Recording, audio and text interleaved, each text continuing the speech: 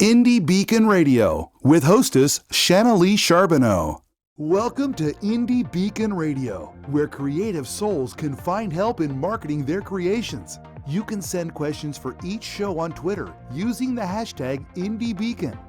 Now sit back and enjoy learning about our guest for this show. Good evening. This is Shanalee Sharboneau, your host for this evening for Indie Beacon Radio. I am here with a very interesting gal by the name of Kathi Laughman. Did I say that right, Kathi? Good. Wonderful, wonderful. Welcome. Thank you so much for being a part of the show this evening. So you have an interesting book that's coming out.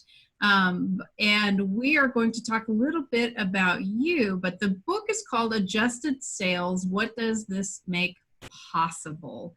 But I want to, there's so many interesting stories you told me this afternoon. One of them, let's just learn who Kathi is. What do you do during your day job, dear? Well, I work in corporate America. I work as a business leader in the supply chain space, logistics and supply chain, but my specific role is in business intelligence and making sure that while all the stuff is moving, the right information is moving at the right pace to the right people. And I like to talk about it as saying that I help companies make smarter decisions because they have better information when they need it to make those decisions. So it's been a really interesting career for me. I've been in this industry now for almost 30 years, and I've worked in just about every area you can imagine, from customer service to management to sales to being very entrenched in IT and then coming back into the business side and working in business intelligence.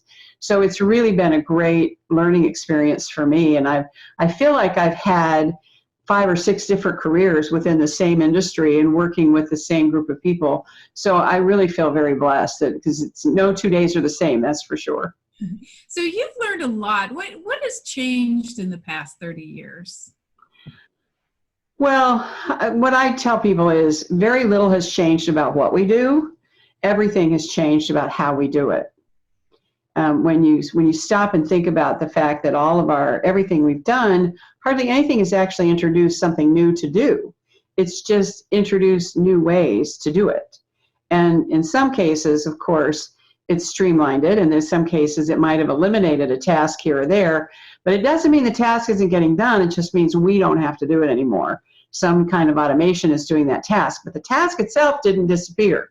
It just got reassigned to a different resource. So it's really interesting to me to look at this to say, look, part of what has changed the most, in my estimation, is access, because we have so much more access today, whether that's to people, like what we're doing here this evening.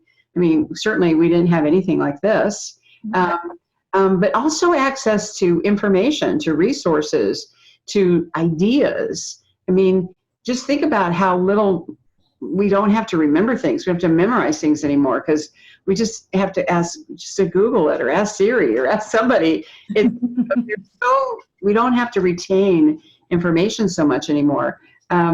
It's interesting to me, even like when you look at your libraries today, you would think maybe libraries are going away, but they're not. They're just giving you different resources. Now they have audiobooks, they have computers, they have all of those things, but they're still fulfilling the same thing. They're still giving you unfettered access to the information you need. They're just giving it to you differently. Yeah, so you've really hit on a hot topic, which I hope I don't age you. I'll age me first. How about that? I worked in the 80s. I worked in the 70s. We'll go that far. But what's interesting in life is change. And I know that every generation maybe accepts their change or quicker, and this generation is just crazy compared to what you and I have seen, obviously. But you've hit on change, and I think that's reflective so powerfully in your book. Can you talk a little bit about anticipating change in your life and how that came about for you? Well, I think that there's a lot of different kinds of change, and we have an odd relationship with it. we want the change that we want, but only the change that we want. And so we want change that works for us, and we don't want to have to work for the change kind of thing, right? I mean, it's a two-edged sword for us. But I think it really comes down to, I think it might have been, I can't remember who's, maybe Daniel Pink. Well, somebody recently said, people aren't afraid of change. They're afraid of abrupt change, revolutionary. They're afraid of the revolution, not the evolution. So it's like, if it happens too fast, if they can't absorb it, then it's a problem. If they have time to acquiesce to it and understand how it comes into their lives, then it's easier for them, right? So we didn't go to computers in our hand at first, right? We started with phones on the wall and phones on the table, and then we got phones in the car, and then, it's been this iterative process. But I think the bottom line for me is that we tend to resist first. That's our first response, is to resist it because we're afraid of it, because it's unknown. And I think it's also because we have this perception that all change is about loss, that when something is changing, we're losing something. And I want to flip that paradigm to say most change is really less about what you're losing and more about what you're gaining. And if you can just flip that paradigm and say, okay, that's why the subtitle of the book is, what does this make possible? Everything makes something else possible. There's always a next. There's never not been a next. But we lose sight of that, right? We lose sight of that because we're so stuck in that. But disruptive change is tough, I think, because we don't feel prepared for it. And my philosophy is just be prepared for life, and the rest will take care of itself. And it's funny too. I think if you resist change, you probably resist change everywhere. You're probably wearing the same clothes you wore 10 years ago. You're probably eating at the same restaurants you always eat at. You're probably taking the same route to the same place every time. So it's like, listen, sprout those wings, check out a couple of streets you haven't visited in a while. I loved when you said change comes from two people handle change in two different ways. And you said fear or challenge. And that is such an excellent way to put it. And sometimes, it's hard to accept the challenge, and it's okay if fear leaks into it. It's just, don't let yourself, right, make fear get a hold of you. And it's to me, that's powerful, because when my son was sick and everything changed my life, I went from being in the corporate world, which I loved, nothing wrong with that, to creating a series with all these medals. And it was finding a silver lining that I kind of tripped over. And I just want to employ people watching this that, sometimes it is dumb luck, but whatever it is, you just got to realize, take the power of your book. It's something that there's something there. There's a reason for it. And we're never consistent. We're never at the same job forever anymore, much less 5 years. That used to be the standard 20 years ago. Right. Yeah. But, the average time at a job for certainly my parents' generation and a good part of my generation was 20 years. The average time in a career today, in today's workplace, is 2.5. Isn't that crazy? But that's just crazy for being in the working world. Because we're very much more project-based. We're looking for ways, to say, here's my talent, here's my skill set, here's what I bring to the table, and I'm here to offer that to you as long as you need it. And when you don't need it anymore, instead of that feeling like a judgment, it's like a release to go use it somewhere else. It's a very different attitude towards it all. But I think it's an important distinction to understand about our body of work today, that if you get too attached that how long you have to say, like Dr. Henry Cloud wrote a book called Necessary Endings, which was extremely powerful for me, because it was like, no plant reaches its optimal beauty without pruning. Interesting. Very interesting. It's just was like, oh my gosh, that's so true, right? And it's like, to let the really good stuff about us really come forward, we got to get all the dead weight out of the way. So how did you, Kathi, how did you get to this amazing insight? I mean, kids now at 18 think, wow, I got to stay at a job for 2.5 years, and as the older you get, it is more challenging to say, this is a good thing. This is, change is a good thing. So how did you gain that insight? What was it about you that wasn't a millennial that said, this is good? I'm great with change. Well, I didn't have a lot of the quote unquote advantages, right? I didn't have a lot of the standard advantages. So when things started opening up, it really started opening doors for me to say, hey, there was a barrier to entry there before, and now there's not. So I started realizing, oh my gosh, this is like getting stuff out of the way. There is something here. I need to take a look at this and understand this. I went to college the first time in the early 1970s, and I was a music major. And I got halfway through college and said, but I really don't want to do this for a living, right? And so it was such a tough thing. And I thought, what do I want to do? And I had the courage to pull out because I didn't want to do that for a living. And everyone said, but you have a scholarship. And I'm like, I don't care. I don't want to do this. I was like, I didn't want to. Freedom, I think, has always been my ultimate personal value, that I never wanted to give up my freedom of choice. Wow. And so I think that's really driven me my whole life, is to say, if you tell me choose A or B, I'm going to say, why? What's wrong with C? I want to bring that creative element, right? I want to bring that creative element into things, because I think most of the time when we make the wrong choice, it's not that we made a bad decision, it's that we didn't get the right choices in front of us to choose from. Wow. That and how great it was for you to have that insight. I mean, we talked about, nowadays people are more in touch with finding their passion, finding their talents. I mean, just for millennials out there, that was not how it was, 20, 30, 40, even 15 years ago. It was kind of coming out of it, Right. And it was a pick something.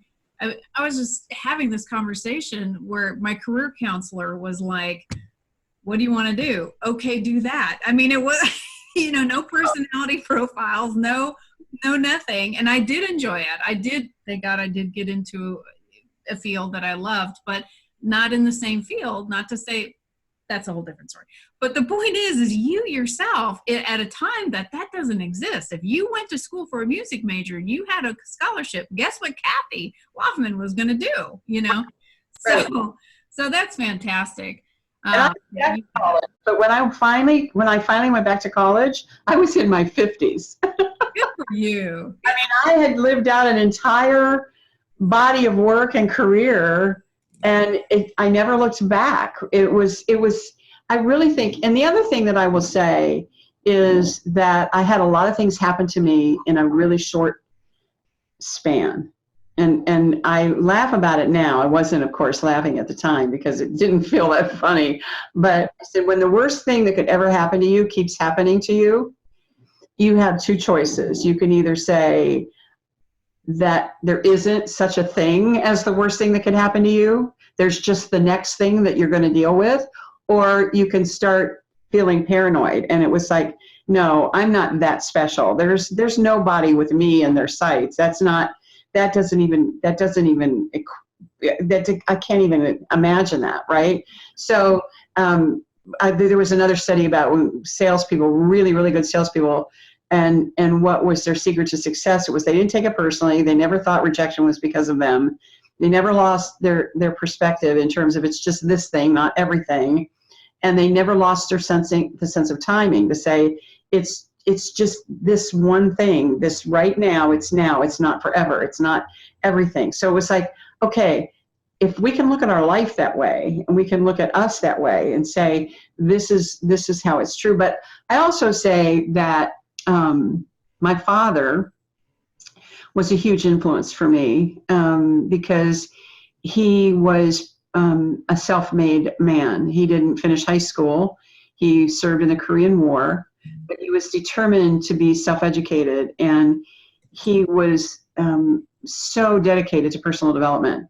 So from a very early age, personal development I was exposed to it. I mean, the whole idea of that. So I think that made a difference too. Well, Kathi, I want to leave it there because you definitely are saying some powerful things we want to touch on. I am talking to the very insightful Kathi Laughman, and we will be back. She is the author of the recent book, Adjusted Sales, What Does This Make Possible? The 5th annual Authors Marketing Event is coming to Granbury, Texas, July 24th through the 27th. Join us and learn from the professionals how to properly market and sell yourself and your books. Go to ame.authorsmarketingguild.com for all the details. That's ame.authorsmarketingguild.com. I'm Rox Berkey. And I'm Charles Brakefield. We're award-winning co-authors, Brakefield and Berkey, of the Enigma book series. There are 10 books in the series, with book number 11 planned for release in January 2020. Each story has a central technology focus ranging from identity theft to cryptocurrency and now AI wars. These adult techno thrillers pit cyber good guys against cyber thugs across the darknet. In our world, technology is today's weapon of choice. You can enjoy ebook format, paper, or Audible. We want your feedback. Until the next story, thank you. Thanks. Well, hello there, my friends. My name is Randy James, independent voiceover producer in the Dallas, Texas area, available to write and record a 30-second commercial, much like the one you're hearing right now. It's a great way to help increase awareness and exposure to your book title. It's easy to do. Simply call me and we'll brainstorm on a few ideas, and in a few hours, I'll whip something up and send you a digital file ready to use. Remember, call or text me, Randy James, at 214-762-1942. Hello, I am the author and poet Denise Bryson. I am the author of The Things That Cross My Mind, Love's Reality, both in book and audio form. I am also noted as one of the best poets of 2011. I have 2 new projects coming up. One is the Blinky series, where Blinky tells us all about our coins and our bills for our children. I also have a book coming out called Say Ye. It's quotes from Denise Bryson, just inspirational and that will help you along the way. Welcome back to Indie Beacon Radio. Don't forget to like us, follow us, or subscribe to one of our many channels.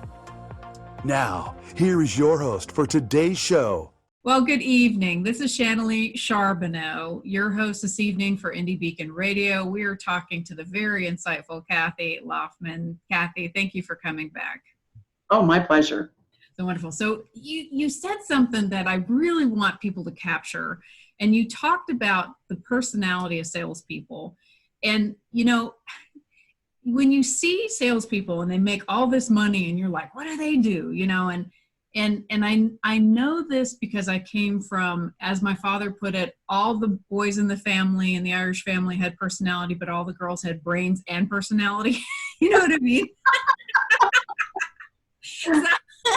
But nonetheless, you know, selling was a big condition, even to my son. I tell him, you got to learn to sell. Why? And I think you've put it more eloquently than I have put it to my own 9-year-old child, which is when you learn that you don't take it personally and you keep trying and just realize and let it fall off your back and go, what's the next thing? What's the next one that I might be able? What's the next time I could do good or well or whatever that is? That's a very powerful personality trait. And as much as you work on it, and as much as you think you're good at it, and I'll give you a silly example, but we bought tickets to a concert and I couldn't get the ticket next to my parents and I was so mad, and I got the ticket in front of them and I called my dad and I was like, oh, the stupid thing didn't work, technology, right? I tried and they made me type in these passwords, so I only got the seat in front of you. And his response, being a salesman all his life, was, wow, that's fantastic. And that's the power of what I think you're saying, and the power of your book, of even if you look, salespeople look at everything positively. And what does that do? It just generates more positive things in their life. They get better parking spots. You're like, how does that work? You know? And it's just the attitude. We call it green light karma in my house. Yeah. And it's just this attitude of, I can do it. So back on your book, I really want to focus on this because I'm very intrigued. Adjusted sales, what does this make possible? So What is this book about? Well, I went through three things in rapid succession. And I think it crystallized for me what my generation was happening to my generation. And the first thing I went through was empty nest. And I'd been a single parent most of my daughter's life. And so I'd been a single mom, a working professional mom, and we'd really been the tag team. We'd grown up together, she and I.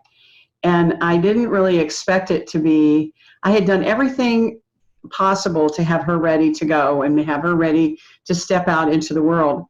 I forgot to get me ready. Dang, motherhood. I know. And so it was like, gosh, she'd been such a central need. She was such a driving force for why I did everything, where I decided to live, where I decided to work, where I decided to go to church, what I decided to do was all around being her mom. Wow. And then I went through this empty nest, and it was a lot tougher than I thought it would be. And then very close on the heels of that, well, let me say I did what most of us do. Water seeks its own level. So when I went into this empty nest thing, I just poured more into my career. I poured more into my work. So all that overflow that had been going into being a mom now went into my team and my staff, and I became the office mom, right? Because I needed to take care of somebody, right? So I just went into my career and into my work. Well, right on the heels of that, a couple of years after that, I went to work one day and found out my position, it was in late 2008, 2009, my position had been eliminated. Wow. So it was like everything that I kept associating with my identity was getting torn from underneath me. And I was like, what am I going to do now? I mean, and you think about it in terms of financial terms, which are devastating enough, especially at that time when the bottom was falling out of everything for everyone. But it was so much more than just the financial implications. It was, who am I?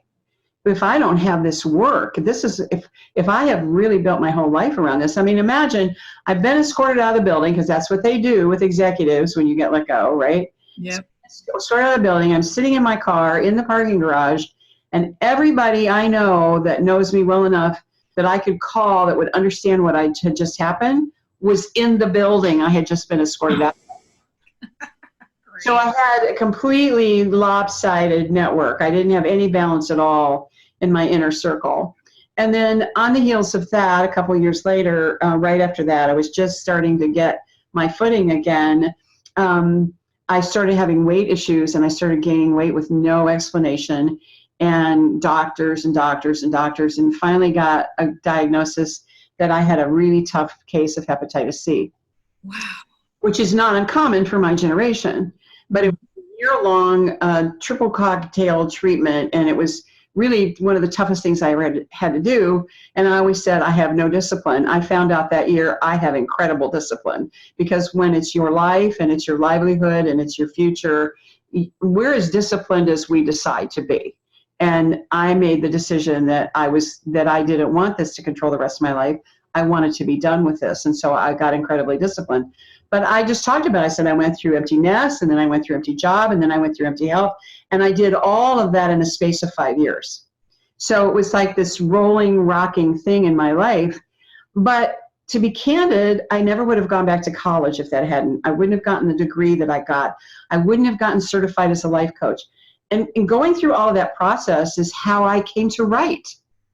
And I never would have published a book. I never would have written the book. I never would have met or known the people that I know now. I never would have allowed myself to see me as anything other than the company girl, right? I mean, we talk about the company man because that's just the way we talk about it in terms of gender. But I'm a corporate animal, and I always was. And it was like now all of a sudden the entrepreneur in me that had been nurtured as a young child started resurging, and it was like, I'm an entrepreneurial executive. I'm not just this corporate person, and I need to let that creativity come out. And I really think it was just a matter of to say, this either beats you down or it lifts you up. You decide. You know, you bring up a really good point about balance and integrated life, and And again, I think it's much easier. I mean, it was easier for me than it was my mother, and she's a boomer. And we've even had this discussion of, how she feels bad she really doesn't have girlfriends, when that's kind of a little more normal for these generations. And I think that's great that your book kind of goes there and touches on this, because having a balance, though it's a struggle, not easy for anybody to balance it, and to have other interests, like you said, outside your corporate realm, where you thought this was where my box was and this is where I only need to stay, almost kind of devalued you for a minute, for a second, but you took that on, and you were successful. Well, I think too, in today's world, there is a level of authenticity that's not just accepted, it's demanded.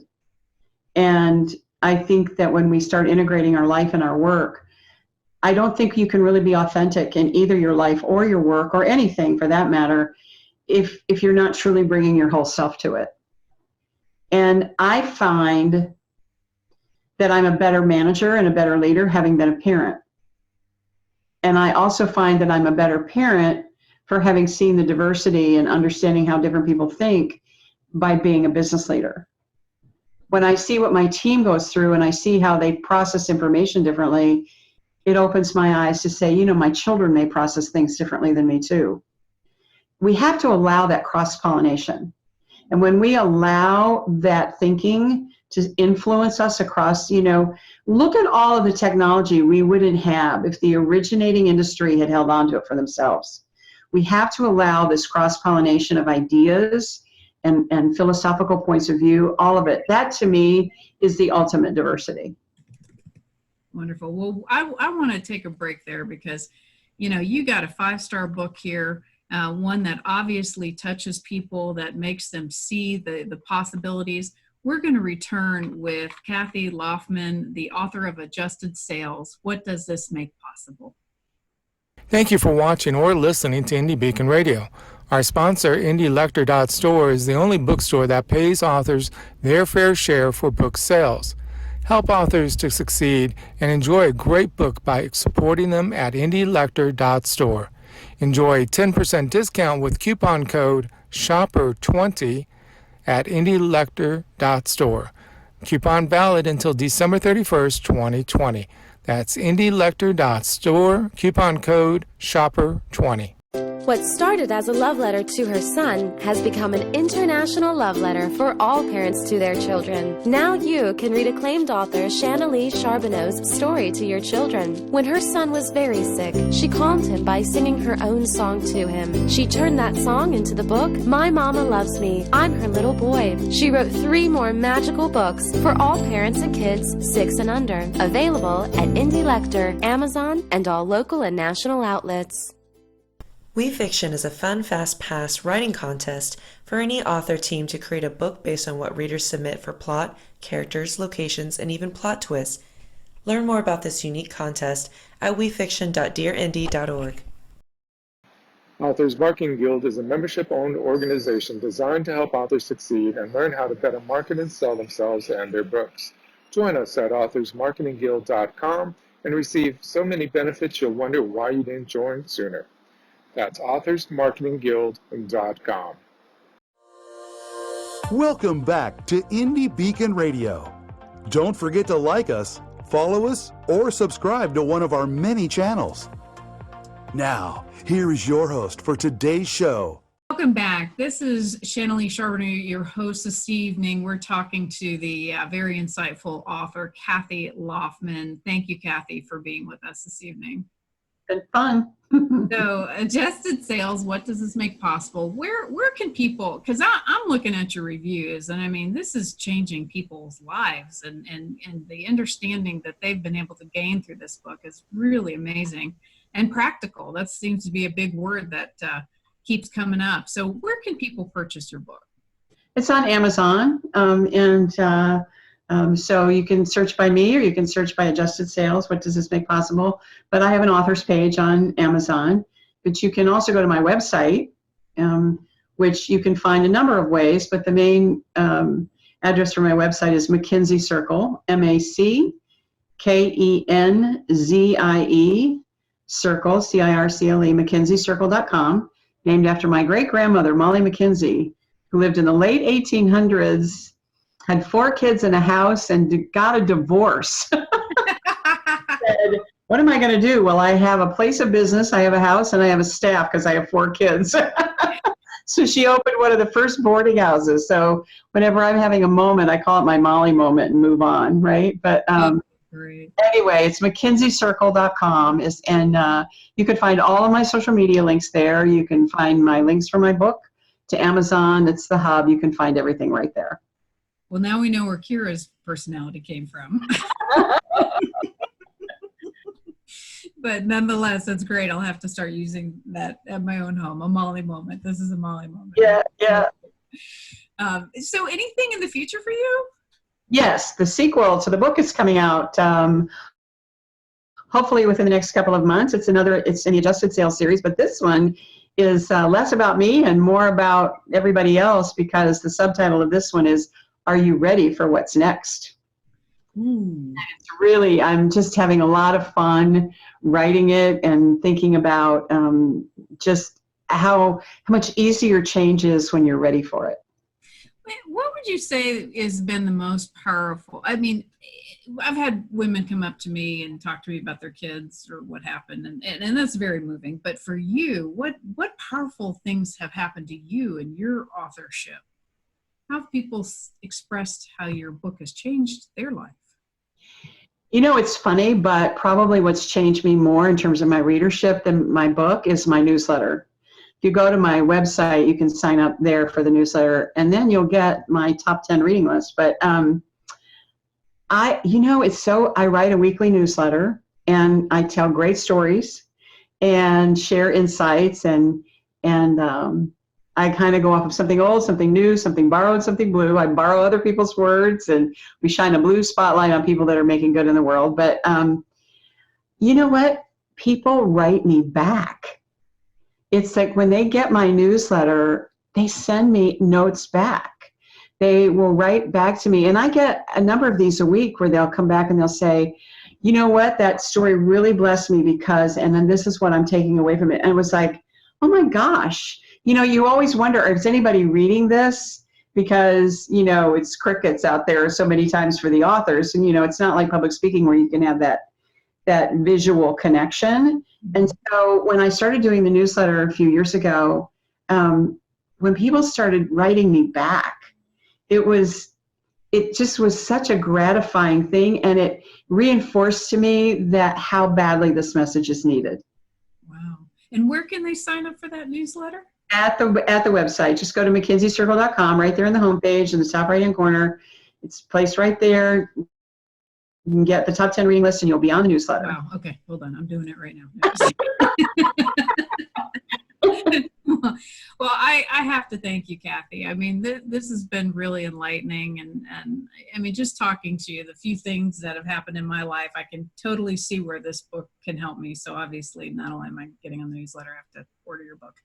But it's been great. Thank you for everything you've gone through. I mean, obviously, and made something of it and created something that we can now better our lives from your experience. So for that, again, you know, kudos to you, dear, and thank you for that. We are finishing this interview with the lovely author, Kathi Laughman, author of Adjusted Sales. What Does This Make Possible? Y'all have a great night. Thank you. Thank you for listening to Indie Beacon Radio, where creative souls can find help in marketing their creations. To learn more about Indie Beacon services, to be a guest on the show, or to advertise on our show, please visit our website. Indie Beacon Radio with hostess Shanalee Sharboneau. Indie Beacon Radio is produced by B. Allen Bourgeois for Authors Marketing Guild LLC, copyright 2020. Voiceover by Randy James, Lydia Bello, and B. Allen Bourgeois. To be a sponsor of the show or for more information, please email us at info@authorsmarketingguild.com. To be interviewed for the show, please complete the form at radio.authorsmarketingguild.com. Music Always Rejoice by Ramcore.